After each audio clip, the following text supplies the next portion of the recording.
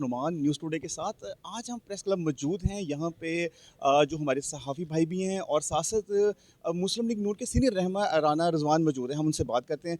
जो यूँ कहा गया है कि इन्होंने कोई ऑयल टैंकर का मामला था, वो हुआ है और इनके खिलाफ एक बड़ा एक मुनज़्ज़म साज़िश के तहत एक व्लॉग किया गया। हम उनसे बात करते हैं।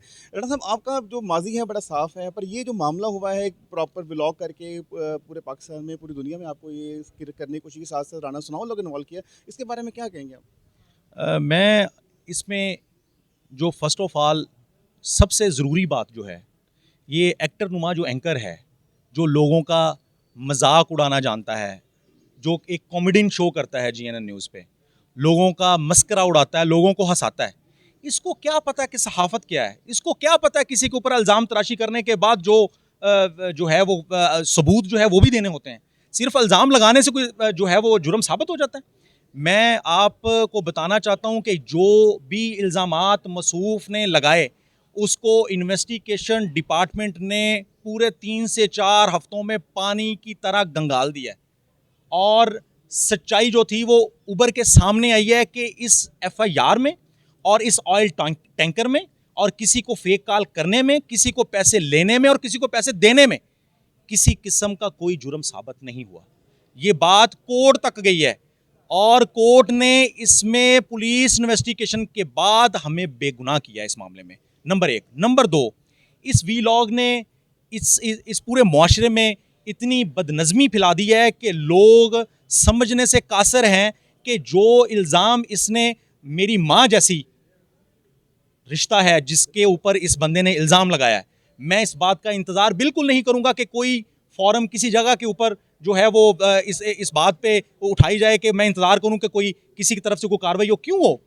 मैं हूं खड़ा इस बात पे। हर फॉरम पे जाएंगे, पीका एक्ट के तहत इनके खिलाफ कार्रवाई भी करेंगे, इनके ऊपर एफआईआर भी करवाएंगे और इनको लीगल नोटिस मेरी लीगल टीम ने भिजवा भी दिया है। और इंशाल्लाह आने वाले दिनों में एक प्रेस कॉन्फ्रेंस हम लाहौर में करेंगे और इंशाल्लाह आने वाले दिनों में आप देखेंगे कि इसका मकरू चेहरा हम कैसे उजागर करते हैं इंशाल्लाह। अच्छा राना साहब, जैसे आपने कहा प्रेस कॉन्फ्रेंस में बताया कि आपकी जो टीम है उन्होंने पहले उससे रब्ता भी किया कि जो आपने ये बातें की हैं इसका कोई प्रूफ दे, तो उस पर उन्होंने कोई प्रूफ नहीं प्रोवाइड किया। सर, उसमें अगर प्रूफ उन्होंने प्रोवाइड किया होता तो मेरे ख्याल से ये बात इतनी हद तक बढ़ती ना। पहले तो उन्होंने गलती से फ़ोन तो लिया उठा, उसके बाद उन्होंने वो नंबर भी ब्लैकलिस्ट कर दिए और फ़ोन उठाना तो बड़ी दूर की बात है, नंबर ब्लैकलिस्ट कर दिए हमारे। उनको ये कॉल की है, मैं ही लीगल टीम से हूँ इनकी, राना साहब की।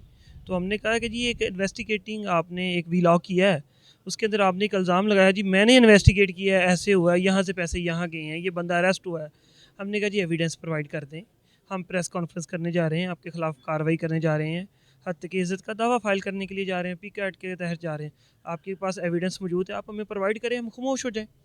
जब 2-3 दिन में उन्होंने कोई एविडेंस प्रोवाइड नहीं की तो फिर राना साहब को मैंने मशवरा दिया कि आप प्रेस कॉन्फ्रेंस करें, अपना मौक़िफ़ लोगों के सामने रखें। उस व्लॉग में बहुत बड़ी बात है कि राना साहब 3 दिन अरेस्ट रहे हैं, बिहाइंड द बार जेल में रहे हैं। वहाँ पर उन्होंने एक नंबर प्रोवाइड किया जो राना साहब की मिसेज़ का निकला।